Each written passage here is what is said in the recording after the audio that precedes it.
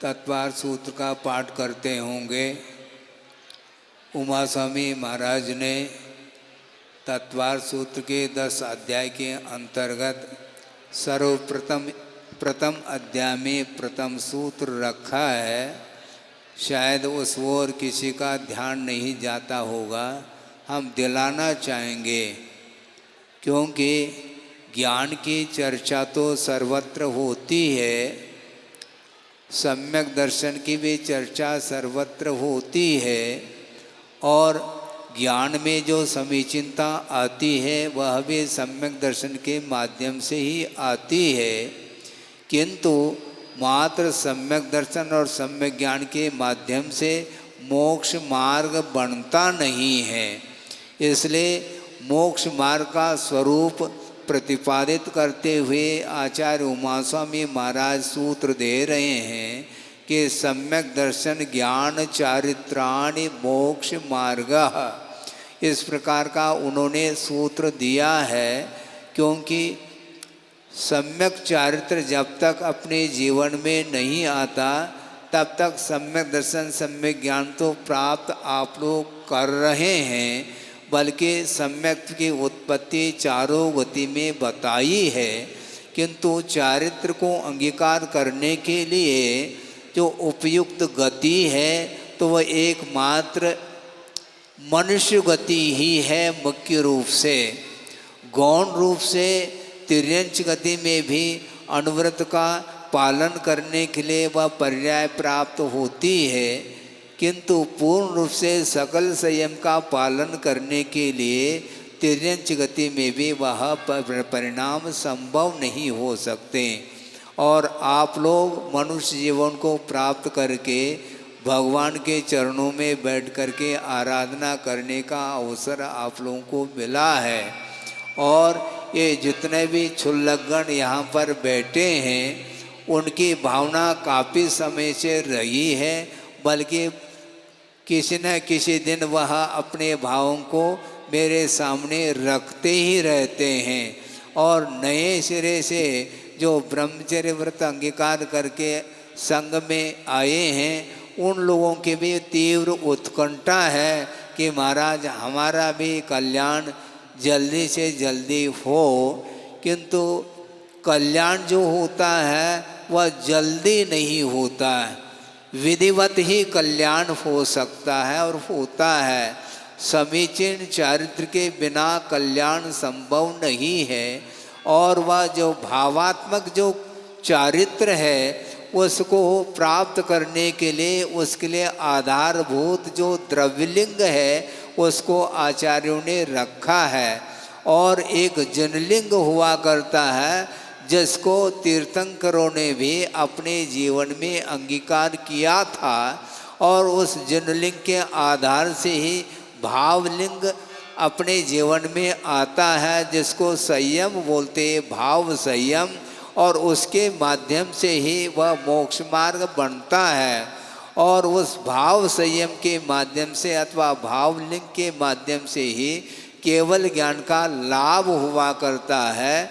इसलिए हम संक्षेप में ये कहना चाहते हैं, बल्कि मैं नहीं कह रहा हूँ, लगभग 40-45 साल मुझे गुरुदेव के चरणों में रहते हुए समय व्यतीत हुआ है, और समय समय पर उनका यही संबोधन रहा है कि चारित्र अंगीकार करने के उपरांत भी शरीराश्रित चारित्र अपने जीवन में आने के उपरांत भी जब तक वह भाव लिंग नहीं आता तब तक मोहनी कर्म का क्षय संभव नहीं है। इसलिए भाव लिंग की प्रतीक्षा करिएगा।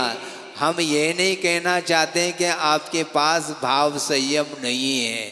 भाव संयम यदि आएगा तो उसके लिए आधार के बिना वह भाव संयम नहीं आ सकता।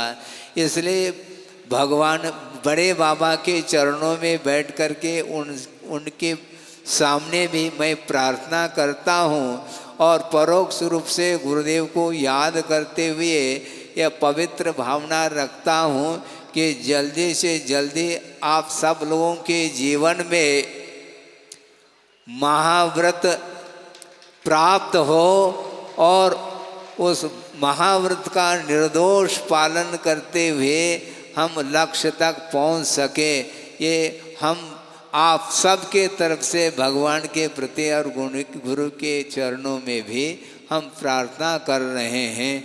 किंतु ये बहुत दुर्लभ वस्तु है, आस्था के साथ ही इसको स्वीकार किया जा सकता और करना चाहिए। इसलिए सच्चे शास्त्र और गुरु की आराधना करने के लिए आप सब लोग कटिबद्ध हैं।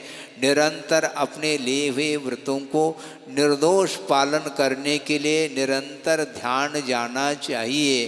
क्योंकि संक्षेप में और एक बात कह दूँ, गुरुदेव ने ये कहा था कि ध्यान रखो, ये आप लोगों के पुण्य के उदय से यह संयम प्राप्त हुआ है, किंतु अब आगे का जो कुछ भी साधना है वह आत्म साधना आप लोगों के ऊपर ही निर्धारित है। द्रव्यलिंग को धारण कराने के लिए द्रव्य संयम को अंगीकार करना चाहते हैं, उसके लिए गुरु निमित्त बन सकते हैं, बनते हैं। क्योंकि उनका ये कहना था कि जिस प्रकार मैंने अपने गुरु के चरणों में जा कर के निवेदन किया, कल्याण करने के लिए शरण को मैं चाहता हूँ, आपके शरण में आया हूँ और जल्दी से जल्दी, अर्थात मैं तो जल्दी कर रहा हूँ, किंतु आपको जब उपयुक्त लगे तब हमें दीक्षित करके उपकृत करें। इस प्रकार गुरुदेव ने भी आचार्य ज्ञान सागर महाराज जी के चरणों में निवेदन किया था और आचार्य ज्ञान सागर महाराज जी ने भी लास्ट में यही कहा कि देखो, जिस प्रकार शरण लेने के लिए आप आए हो, उसी प्रकार सारे विश्व के जो भव्य मुमुक्षु जीव हैं वो आएंगे। उस समय जिस प्रकार शरण प्राप्त किया है उसी प्रकार वो भी शरणार्थी आएंगे शरण लेने के लिए, और उनके लिए उपयुक्त उनकी साधना को देखते हुए उनके कल्याण की बात भी आपको करना चाहिए। इस प्रकार उन्होंने कहा था और इस प्रकार गुरुदेव ने हम लोगों के सामने भी उस बात को रखी थी। उसी प्रकार आपके सामने भी मैं बात रख रहा हूँ। इसमें कहीं भी किसी भी प्रकार से अपने तरफ से कोई भी बात इसमें जोड़ी नहीं जा रही है। इसलिए लक्ष्य तक पहुँचने के लिए निरंतर परिणामों को उज्ज्वलतम बनाने की आवश्यकता है, क्योंकि संयम धारण करने के उपरांत भी संयम लब्धि स्थान जो बढ़ते हैं वो आस्था के ऊपर ही निर्धारित होते हैं। इसलिए निरंतर सम्यक दर्शन वृद्धि को प्राप्त हो, और सम्यक दर्शन को वृद्धि को जो प्राप्त होगा वह निर्मल परिणामों के माध्यम से ही प्राप्त हो सकता है। इसलिए भविष्य में आप लोगों के जीवन में जो अभी आप लोगों ने क्षुल्लक अवस्था से अलग पद को अंगीकार किया है, इसको निर्दोष रूप से पालन करते हुए आगे आपकी जो भावना है, तीव्र उत्कंठा है, वह पूर्ण हो। इस पवित्र भावना के साथ अहिंसा परमो धर्म की जय। बोधि समाधि परिणाम शुद्धि स्वात्मोपलब्धि शिव शोक शुद्धि चिंतामणिम चिंतित वस्तुदाने त्वा वंद मानस्य ममास्तुते। परम पूज्य आचार्य गुरुवर श्री विद्यासागर जी मणि महाराज की